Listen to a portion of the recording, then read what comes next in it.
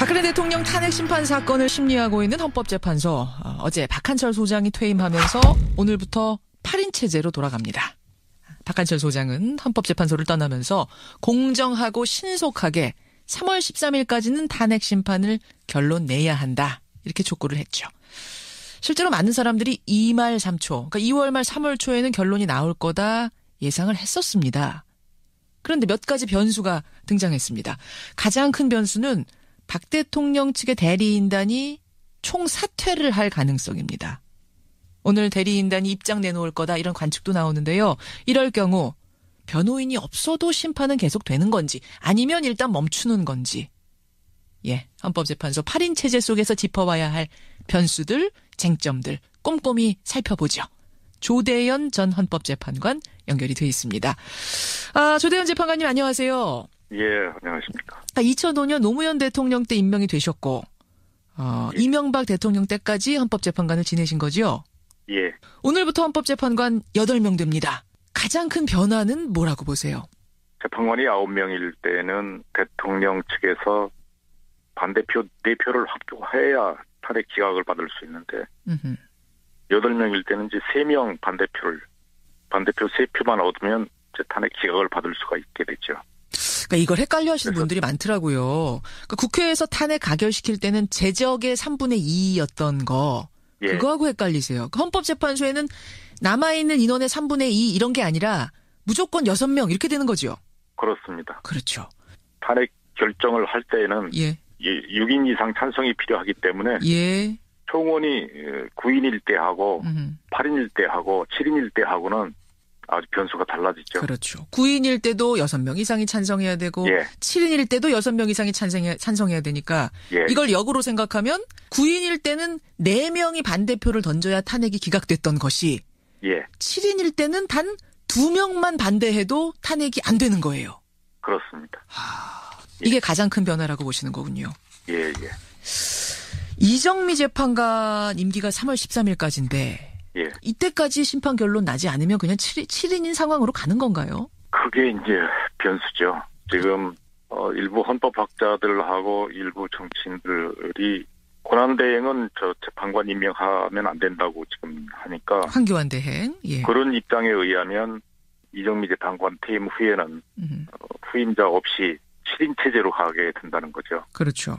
그런데 그때 7인 체제로 가게 되면 대통령 측에서는 2사람 반대표만 얻으면 탄핵 기각받을 수가 있게 되니까 대통령 측에서는 3월 13일 이후에 7인 체제에서 재판받기를 원하게 되겠죠. 원할 수밖에 없는. 이럴 경우에 결과가 왜곡될 수도 있다고 보세요? 헌법은 6인 이상 찬성을 얻으라고 그랬는데 그건 9명을 전제로 하는 개념이고요. 그런데 이게 임기 만료 전에 후임자 임명이 안 돼서 공석이 생기게 되면 헌법이 뜻이 왜곡되죠. 9인일 때 6명이면 3분의 2인데 7인일 때 6명이면 86%가 되거든요. 그렇죠. 그래서 왜곡되지 않게 그게 어느 쪽 결론이든 왜곡되지 않게 최대한 8인일 때 적어도 8인일 땐 돼야 된다는 생각을 지금 하고 있다. 이런 말씀. 이런 와중에 박 대통령 측의 변호인들이 총사퇴할 가능성이 있답니다. 명분은 박한철 소장이 3월 13일이 시한이다. 이렇게 얘기한 걸 두고 공정성 시비를 들고 있어요. 이게 이르면 오늘 이제 10차 변론인데 오늘 이 자리에서 총사퇴 입장을 밝힐 수도 있다는 보도들도 나오고 있는데요. 왜 웃으세요, 재판관님? 그러겠죠. 어이가 없어서 웃으십니까? 그게 전략이죠. 그게 전략이다. 3월 13일 이후까지 끌고 갈 전략이겠죠. 아니 근데 대통령 변호사들이 사퇴한다고 해서 심판 못 하나요? 그게 견해가 차이가 있을 겁니다. 그건 탄핵 심판이기 때문에 피청구인이 출석하면 재판할 수 있다는 얘기가 있고 피청구인도 사인이기 때문에 변호사를 선임해야만 변론할 수 있다는 견해도 있고 견해 차이가 있을 겁니다. 제가 좀 찾아봤어요. 헌법재판소법을 찾아보니까 25조에 이렇게 써 있습니다. 각종 심판 절차에서 당사자인 사인은 변호사를 대리인으로 선임하지 않으면 심판 청구를 하거나 수행하지 못한다. 당사자인 사인, 사사로운 개인, 사인 이렇게 되어 있단 말이에요. 이걸 어떻게 해석하냐인데 대통령을 사인으로 볼 것이냐 국가기관으로 볼 것이냐. 재판관님은 어떻게 개인적으로 보세요? 탄핵 심판 절차 피청구인으로 된 사람은 사인이죠. 아니 3부 요인 중에 하나고 사사로운 개인이라고 보기에는 거의 공공기관 아닙니까? 그게 그 국가기관으로서 권한쟁의 심판을 하거나 무슨 때는 국가기관인데 탄핵 절차는 그 징계 절차의 대상자거든요. 공무원 신분에 불과하고 사인입니다. 공무원 신분을 가진 사인이지 어떤 기관, 권한쟁의 심판의 대상인 기관이 아니다. 그렇죠. 그럴 경우에는 변호사 강제주의, 변호사 없이는 심판받을 수 없다라는 이 25조에 걸린다 이 말씀이세요. 그런 측면도 있는데 징계 절차에서는 또 징계 받는 사람이 변명할 기회도 줘야 되기 때문에 예. 본인이 변론을 제안하는 것은 좀 부당하다. 그래서 형사소송법 준용되기 때문에 형사 피고인처럼 본인이 변론할 수 있도록 해야 된다. 그런 주장도 있을 수 있습니다. 그 좀 충돌되지 않나요? 변호사 강제주의라는 게 있는데. 충돌되는 면이 있습니다. 그렇죠. 변호사 강제주의라는 게 있는데 또 본인이 스스로 방어할 수도 있는 것도 있다. 이거는 뭐 좀 다른 얘기 같은데. 예. 그건 뭐 하여튼 법리적으로 어려운 문제니까요. 넘어갑니다. 그렇군요. 그러니까 법리적으로 지금 이 해석이 조금 분분할 수 있는 부분이군요. 예, 분분할 수 있습니다. 그러니까 논란이 될 수 있다는 얘기는 논란이 되면 시간이 더 끌어질 수 있다는 얘기예요. 예. 그렇게 보시면 조대현 재판관 개인적으로 보시기에는 사인으로 본다. 사인으로 보고 형사소송법의 국선 변호인 규정을 준용해서 해야 되지 않을까 그렇게 생각이 듭니다. 예. 어쨌든 그때까지는 멈춰야 된다는 입장이신 거군요. 법리적으로 볼 때. 예. 국선 대리인 진행하더라도 예. 이제 그때 이제 다시 이 사선 변호인사 선임하면 또 바뀌죠. 사선 변호사 선임하면 국선 대리인 선정한 것은 효력이 없어지니까. 예. 아, 이게 복잡한 문제군요, 정말. 그러니까 3월 13일 이후까지 지연될 가능성도 있습니다. 그래요. 아니, 근데 왜 그럴까요? 왜 굳이 변호사를 사퇴시키고 누구를 추가했다, 뺐다, 왜 이렇게 지연 작전을 쓰려는 걸까요? 아니, 8인 체제보다 7인 체제가 유리하니까요. 유리하니까. 그 얘기는 9인 체제일 때도 탄핵 기각될 거라는 자신이 있으면, 그러니까 승산이 있으면 이러지 않을 텐데 좀 승산이 없는, 자신감이 부족한 걸까요? 아, 그렇죠. 그렇다고 봐야죠. 아하. 9인 체제에서도 승산이 있다고 보면 대통령 권한 정지된 상태이기 때문에 그걸 빨리 회복시키기 위해서 빨리 판결 받으려고 하겠죠. 예. 아마 지금 7인 체제로 가야 해볼 만하다고 생각하니까 자꾸 미루겠죠. 자꾸 미루는. 자신이 없어서, 승산이 없어서 이런 지연 전략이 나오는 거다. 만약 심판이 늦춰진다면 이런저런 지연 전략에 의해서 맥시멈 언제까지 갈 거라고 보세요? 아마 7인 체제로 가면 더 이상 지연 작전 쓰지 않을 것 같은 생각이 드는데요. 왜요? 2명의 반대표만 확보하면 되고 그 상황은 변하지 않으니까요. 더 이상 숫자가 줄어들면 재판이 아예 성립이 안 되니까. 불가능하게 됩니다. 그렇죠. 한 명이라도 빠지면. 갑자기 그 생각도 드네요. 7인 체제이다가 한 사람이 뭔가 사고를 당한다든지 피치 못하게 그 자리를 떠나야 되는 상황이 발생해버리면. 그러면 재판이 아예 올 스톱되죠. 허허, 그렇군요. 탄핵 심판은 6개월 안에 마친다는 규정이 있는데 그 안에는 그럼 이렇든 저렇든 되겠군요, 되긴. 그런데 만약에 7인 체제도 무너져 버리면 그 규정도 지킬 수가 없죠. 7명이 남았는데 한 사람이 어떤 유고 상태가 발생해서 6인 체제가 돼버리면 아예 심판 자체가 성립 안 되는. 불안하고 6개월 규정도 지킬 수가 없게 되죠. 그럼 그 다음엔 어떻게 되는 겁니까? 탄핵이 무효가 되는 건 아닐 거 아니에요. 후임자 선임될 때까지 정지되죠. 무기한 정지. 예. 7명 채워질 때까지. 7명 채워질 때까지. 할 수 있으니까. 그럼 대통령이 지금 직무를 할 수 없고 임명을 할 수 없는 상태라고 하면 그럼 그건 계속 가는 건가요? 그렇죠. 권한대행이 임명할 수 없다고 보면 그건 해결책이 없죠. 해결책이 없으니까. 알겠습니다. 조대현 전 헌법재판관 여러분 지금 만나고 계십니다. 그나저나 그 황교안 총리, 황교안 대통령 권한대행이 대통령이 임명하도록 돼 있는 그 헌법재판관을 임명할 수 있다 없다 논란이 분분하더군요. 나경원 의원은 어제 할 수 있다 하도록 해줘야 된다 또 이렇게 강하게 주장하고 있고. 예. 개인적으로 어떻게 보십니까? 저는 할 수 있다가 아니고 해야 한다고 생각합니다. 해야 한다고 보세요. 헌법재판소법에 그 재판관 임기 만료 전에 후임자를 임명해야 한다 이렇게 규정되어 있습니다. 법률이 규정하는 의무고요. 예. 그 의무는 권한대행도 이행해야 되는 거죠. 아, 그렇게 보시는 거군요. 권한대행이 후임자 임명하지 않는 것은 헌법재판소법 위반하는 거죠. 근데 황교안 총리, 그러니까 그 박근혜 대통령 측에서는 황교안 총리가 권한대행이 임명하지 않기를 바라고 있을까요? 그게 더 유리한 겁니까?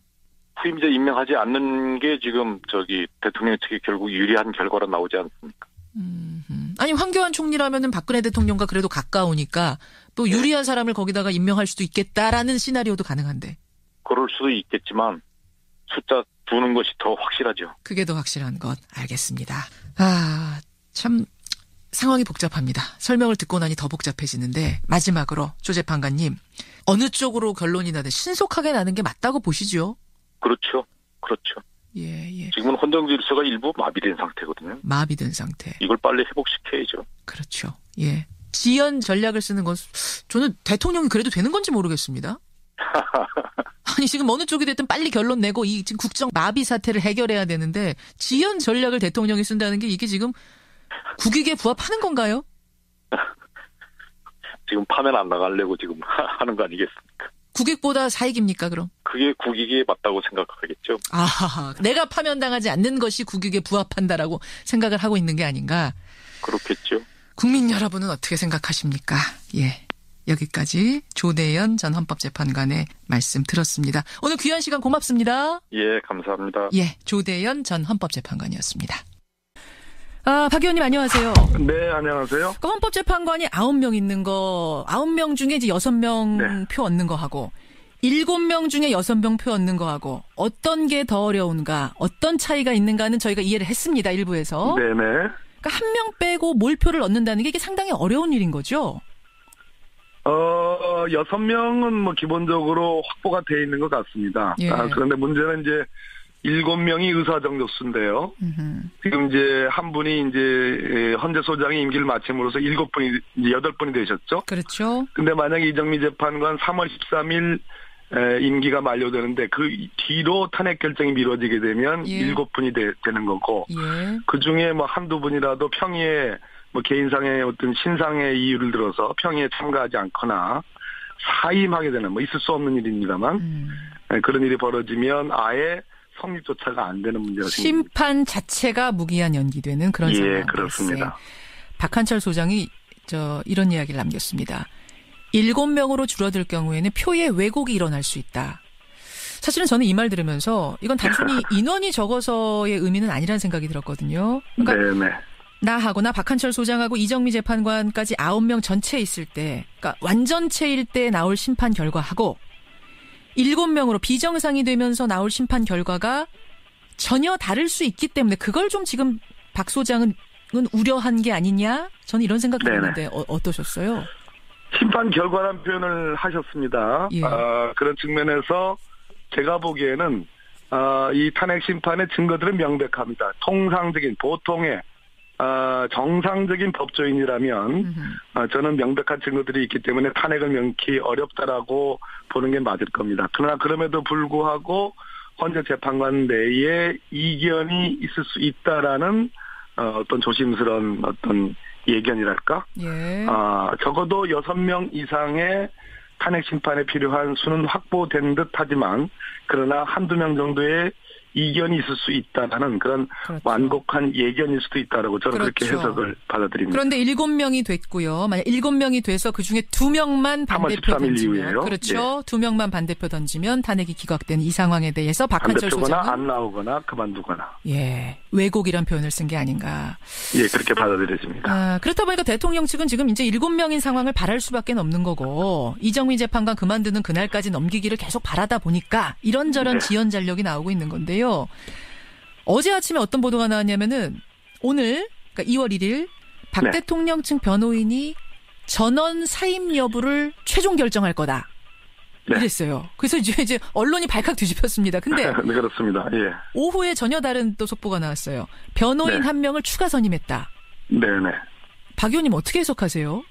그래서 저는 추가 선임한 것은 특별한 의미가 있어 보이지 않고요. 어떠한 그 뭐 개인적인 특징 같은 것이 발견되지 않습니다. 여전히 전원 사퇴의 프레임은 여전히 남아있다고 보여지고요. 그 시점 언제냐? 오늘 오늘 유임한다 이렇게 얘기할 수도 있겠습니다만은 그럼에도 불구하고 이것이 꺼진 불이 아닌 게 2월 14일 혹은 16일. 예. 지금 헌재가 증인신문 기일로 잡혀놓은 마지막 기일이 2월 9일인데 그렇죠. 추가 신문이 있을 수 있거든요. 그렇죠. 그것이 2월 14일 아니면 16일입니다. 예. 이때에 적어도 2월 9일에 현재까지 채택된 증인을 놓고 보면 예.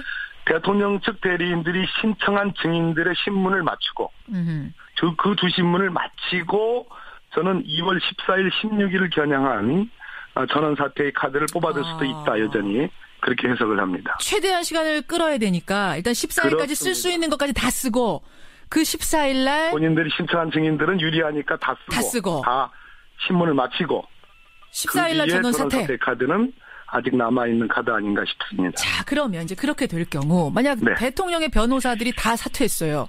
이럴 경우에 심판은 어떻게 될 것인가? 앞에서 조대현 전 헌법재판관은 네. 대통령을 사인으로 이분은 해석을 하세요. 그렇기 맞습니다, 때문에 그것이. 네. 그렇기 때문에 변호사 강제주의 반드시 변호사가 있어야지만 탄핵 심판이 진행이 된다. 요거에 의해서 심판은 멈출 거다라는 게 그분 판단인데 박범계 의원 말씀하셨습니까? 그렇게 말씀하셨어요. 헌법재판소법 25조 3항에 모든 심판의 사인, 즉 민간인 사인을 얘기합니다. 그렇죠. 사인에게는 변호사 강제주의를 적용하는 것 채택을 하고 있는 건 맞습니다. 예. 그러나 그 전항인 25조 2항에는 예. 국가기관과 지방자치단체는 임의적으로 변호사를 선임할 수도 있고 선임하지 않을 수도 있는 이런 조항이 있습니다. 기관이면 선임해도 되고 안 해도 되고 그렇습니다. 사인, 개인이면 반드시 해야 되고 그렇습니다. 대통령은 25조 2항의 국가기관에 해당합니다. 대한민국 최고의 공직자죠. 최고의 국가기관이고요.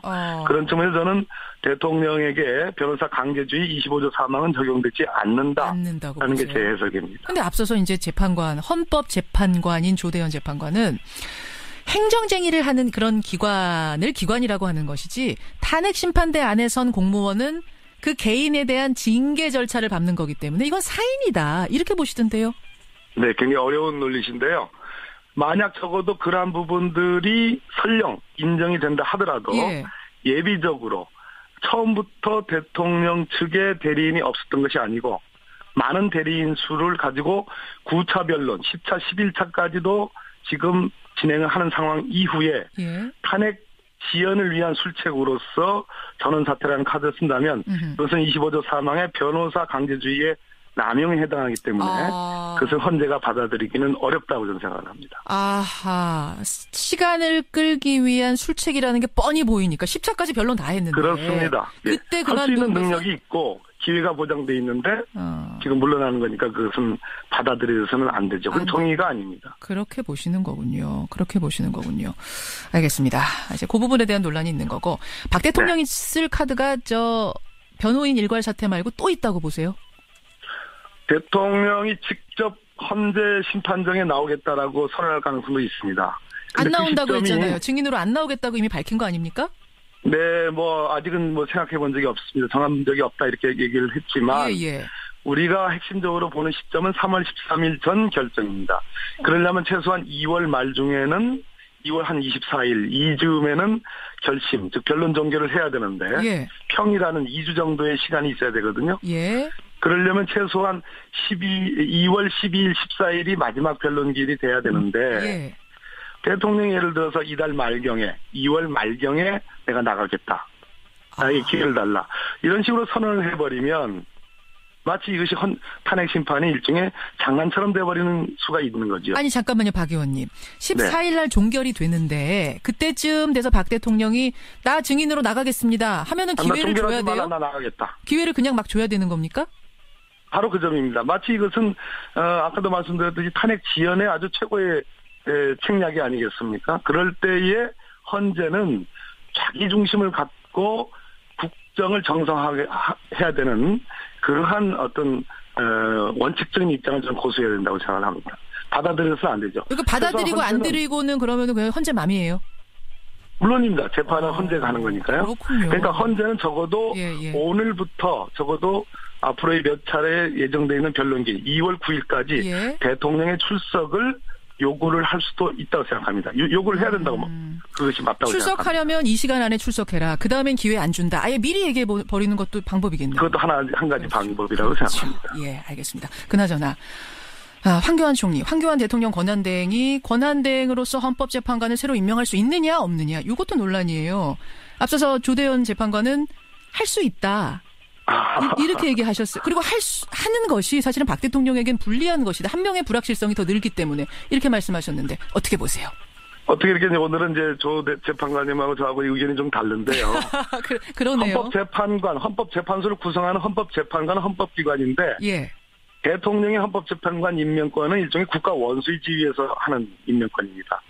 그런데 권한대행의 직무 범위가 어디까지냐와 관련해서 예를 들어 장관, 즉 조각권이 인정되느냐 여부와 관련해서 다수설은 인정되지 않습니다. 행정부 내에 장관 임명권도 다수설이 부인을 하는데 헌법재판관이라는 국가 원수의 지위에서 하는 그 자리에 임명권은 저는 없다고 생각합니다. 임명권자는 없다. 근데 지금 대통령 입장에서는요. 재판관 수가 한 명이라도 적으면 유리하기 때문에 사실은 임명 안 하는 게 더 유리하고 국회 탄핵소추위원들 입장에서는 한 명이라도 더 있는 게 유리하다. 이런 얘기가 더 많이 나오는데요. 이 대법원장 지명 카드인데요. 이정미 재판관의 후임 임명에 관한 문제입니다. 이 문제가. 박한철 소장 임명. 소장권 말씀하시는 거 아니고요. 두 경우를 좀 나눠봐야 되거든요. 예, 맞습니다. 아까 말씀드렸듯이 박한철 소장권은 이제 대통령 임명 사례이기 때문에 그렇죠? 저는 그는 뭐 아니라고 보시는 황교안 거고요. 대행의 권한 범위 박지라고 생각을 하고요. 마찬가지로 이정미 재판관에 관해서 대법원장 지명 문제가 있고 그 뒤에 황교안 총리 대행 권한 대행에 의한 임명 문제가 있는데 둘 다 권한대행은 국가 원수의 지위에 있지 않기 때문에 둘 다 안 된다. 헌법기관인 헌법재판관 임명 권한이 없다. 이 문제가 자칫 20일 내에 인사청문을 해야 되는 문제가 있기 때문에 3월 13일 전 결정에 영향을 미칠 수 있다. 왜냐하면 이정미 재판관 후임을 임명을 해서 그 뒤로 충실한 심리를 하자는 식의 논리를 피게 된다면 3월 13일 전 결정 선고에도 영향을 미칠 수 있기 때문에 저는 이 문제가 논란의 중심이 돼서는 안 된다고 생각합니다. 왜 이렇게 복잡합니까? 지금 청취자 문자도 복잡하죠. 많이 들어오는데 법적으로 따지기 시작하니까 꼼수가 한두 가지가 아니다. 뭐 김재명님 외에 많은 분들이 문자 주고 계세요. 지금 핵심은 국정을 정상화해서 조속히 대선을 치르는 것이 저는 가장 중요한 일이라고 생각합니다. 국정 정상화. 결론이 어느 쪽이 우리가 뭐 결론이 어느 쪽이다라고 예단할 수는 없습니다만 어느 쪽이 됐든 빨리 이 마비된 국정을 정상화시키는 게 국민들의 뜻일 텐데. 그것이 또 박한철 소장의 말씀이기도 하고요. 알겠습니다. 오늘 이제 10차 변론 있습니다. 9차 변론까지 마지막으로 평가를 해주신다면? 국정농단에 심지어 인사농단 더 나가서 지금 미얀마 대사를 충성서약을 받고 면접을 해서 임명을 하고 대통령이 개입한 흔적, 심지어 이권까지 인사농단의 이권 개입까지 흔적들이 나왔습니다. 명백하게 증거들이 있습니다. 그런 측면에서 헌재의 심판은 정상적으로 지금 이루어지고 있고요. 대통령 측의 지연책만 저는 헌재가 중심을 갖고 원칙을 천명을 하면 저는 무난하다고 생각을 합니다. 여기까지 말씀 듣겠습니다. 박범계 의원님 고맙습니다. 예, 감사합니다. 에서는 또 징계 받는 사람이 변명할 기회도 줘야 되기 때문에 본인이 변론을 제안하는 것은 좀 부당하다. 그래서 형사소송법 준용되기 때문에 형사 피고인처럼 본인이 변론할 수 있도록 해야 된다. 그런 주장도 있을 수 있습니다. 그 좀 충돌되지 않나요? 변호사 강제주의라는 게 있는데. 충돌되는 면이 있습니다. 그렇죠. 변호사 강제주의라는 게 있는데 또 본인이 스스로 방어할 수도 있는 것도 있다. 이거는 뭐 좀 다른 얘기 같은데. 그건 뭐 하여튼 법리적으로 어려운 문제니까요. 넘어갑니다. 그렇군요. 그러니까 법리적으로 지금 이 해석이 조금 분분할 수 있는 부분이군요. 분분할 수 있습니다. 그러니까 논란이 될 수 있다는 얘기는 논란이 되면 시간이 더 끌어질 수 있다는 얘기예요. 그렇게 보시면. 조대현 재판관 개인적으로 보시기에는 사인으로 본다. 사인으로 보고 형사소송법이 국선 변호인 규정을 준용해서 해야 되지 않을까 그런 생각이 듭니다. 어쨌든 그때까지는 멈춰야 된다는 입장이신 거군요. 법리적으로 볼 때. 국선 변호인 진행하더라도 이제 그때 이제 다시 사선 변호인사 선임하면 또 바뀌죠. 사선 변호사 선임하면 국선 대리인 선정한 것은 효력이 없어지니까. 이게 복잡한 문제군요, 정말. 그러니까 3월 13일 이후까지 지연될 가능성도 있습니다. 그래요. 아니, 근데 왜 그럴까요? 왜 굳이 변호사를 사퇴시키고 누구를 추가했다, 뺐다, 왜 이렇게 지연작? 내가 차이가 있을 겁니다. 이건 탄핵 심판이기 때문에. 비청구인이 출석하면 재판할 수 있다는 얘기가 있고. 비청구인도 사인이기 때문에 변호사를 선임해야만 변론할 수 있다는 견해도 있고 견해 차이가 있을 겁니다. 제가 좀 찾아봤어요. 헌법재판소법을 찾아보니까 25조에 이렇게 써 있습니다. 예. 각종 심판 절차에서 당사자인 사인은 변호사를 대리인으로 선임하지 않으면 심판 청구를 하거나 수행하지 못한다. 예. 당사자인 사인, 예. 사사로운 개인, 사인 이렇게 돼 있단 말이에요. 이걸 어떻게 해석하냐인데 예. 대통령을 사인으로 볼 것이냐 국가기관으로 볼 것이냐. 재판관님은 어떻게 개인적으로 보세요? 탄핵 심판 절차 피청구인으로 된 사람은 사인이죠. 아니 3부 요인 중에 하나고 사사로운 개인이라고 보기에는 거의 공공기관 아닙니까? 그게 그 국가기관으로서 권한쟁의 심판을 하거나 무슨 때는 국가기관인데 탄핵 절차는 그 징계 절차의 대상자거든요. 공무원 신분에 불과하고 사인입니다. 공무원 신분을 가진 사인이지 어떤 기관, 권한쟁의 심판의 대상인 기관이 아니다. 그렇죠. 그럴 경우에는 변호사 강제주의, 변호사 없이는 심판받을 수 없다라는 이 25조에 걸린다 이 말씀이세요. 그런 측면도 있는데 징계 절차에 대통령 측에서는 두 사람 반대표만 얻으면 예. 탄핵 기각받을 수가 있게 되니까 대통령 측에서는 3월 13일 이후에 7인 체제에서 재판받기를 원하게 되겠죠. 원할 수밖에 없는. 이럴 경우에 결과가 왜곡될 수도 있다고 보세요. 헌법은 6인 이상 찬성을 얻으라고 그랬는데 예. 그건 9명을 전제로 하는 개념이고요. 음흠. 그런데 이게 임기 만료 전에 후임자 임명이 안 돼서 공석이 생기게 되면 예. 헌법이 뜻이 왜곡되죠. 9인일 때 6명이면 3분의 2인데 7인일 때 6명이면 86%가 되거든요. 그렇죠. 그래서 왜곡되지 않게 그게 어느 쪽 결론이든 왜곡되지 않게 예. 최대한 8인일 때 적어도 8인일 땐 돼야 된다는 생각을 지금 하고 있다. 이런 말씀. 예. 이런 와중에 박 대통령 측의 변호인들이 총사퇴할 가능성이 있답니다. 명분은 박한철 소장이 3월 13일이 시한이다. 이렇게 얘기한 걸 두고 공정성 시비를 들고 있어요. 이르면 오늘 이제 10차 변론인데 오늘 이 자리에서 총사퇴 입장을 밝힐 수도 있다는 보도들도 나오고 있는데요. 예. 왜 웃으세요, 재판관님? 그러겠죠. 어이가 없어서 웃으십니까? 그게 전략이죠. 그게 전략이다. 3월 13일 이후까지 끌고 갈 전략이겠죠. 아니, 근데 대통령 변호사들이 사퇴한다고 해서 심판 못 하나요? 그게 반대표 3표만 얻으면 탄핵 기각을 받을 수가 있게 되죠. 그러니까 이걸 헷갈려 하시는 분들이 많더라고요. 그러니까 국회에서 탄핵 가결시킬 때는 제적의 3분의 2였던 거. 예. 그거하고 헷갈리세요. 헌법재판소에는 남아있는 인원의 3분의 2 이런 게 아니라 무조건 6명 이렇게 되는 거죠. 그렇습니다. 그렇죠. 탄핵 결정을 할 때는 예. 6인 이상 찬성이 필요하기 때문에 예. 총원이 9인일 때 하고 8인일 때 하고 7인일 때 하고는 아주 변수가 달라지죠. 그렇죠. 9인일 때도 6명 이상이 찬성해야 되고 예. 7인일 때도 6명 이상이 찬성해야 되니까 예. 이걸 역으로 생각하면 9인일 때는 4명이 반대표를 던져야 탄핵이 기각됐던 것이 예. 7인일 때는 단 2명만 반대해도 탄핵이 안 되는 거예요. 그렇습니다. 이게 가장 큰 변화라고 보시는 거군요. 예. 이정미 재판관 임기가 3월 13일까지인데 예. 이때까지 심판 결론 나지 않으면 그냥 7인인 상황으로 가는 건가요? 그게 이제 변수죠. 지금 일부 헌법학자들하고 일부 정치인들이 권한대행은 재판관 임명하면 안 된다고 지금 하니까 황교안 대행. 예. 그런 입장에 의하면 이정미 재판관 퇴임 후에는 후임자 없이 7인 체제로 가게 된다는 거죠. 그렇죠. 그런데 그때 7인 체제로 가게 되면 대통령 체제 박근혜 대통령 탄핵 심판 사건을 심리하고 있는 헌법재판소. 어제 박한철 소장이 퇴임하면서 오늘부터 8인 체제로 돌아갑니다. 박한철 소장은 헌법재판소를 떠나면서 공정하고 신속하게 3월 13일까지는 탄핵 심판을 결론 내야 한다. 이렇게 촉구를 했죠. 실제로 많은 사람들이 2말 3초, 그러니까 2월 말 3월 초에는 결론이 나올 거다 예상을 했었습니다. 그런데 몇 가지 변수가 등장했습니다. 가장 큰 변수는 박 대통령 측의 대리인단이 총사퇴를 할 가능성입니다. 오늘 대리인단이 입장 내놓을 거다 이런 관측도 나오는데요. 이럴 경우 변호인이 없어도 심판은 계속되는 건지 아니면 일단 멈추는 건지. 예, 헌법재판소 8인 체제 속에서 짚어봐야 할 변수들, 쟁점들 꼼꼼히 살펴보죠. 조대연 전 헌법재판관 연결이 돼 있습니다. 조대연 재판관님 안녕하세요. 예, 안녕하십니까. 2005년 노무현 대통령 때 임명이 되셨고 예. 이명박 대통령 때까지 헌법재판관을 지내신 거죠? 예. 오늘부터 헌법재판관 8명 됩니다. 가장 큰 변화는 뭐라고 보세요?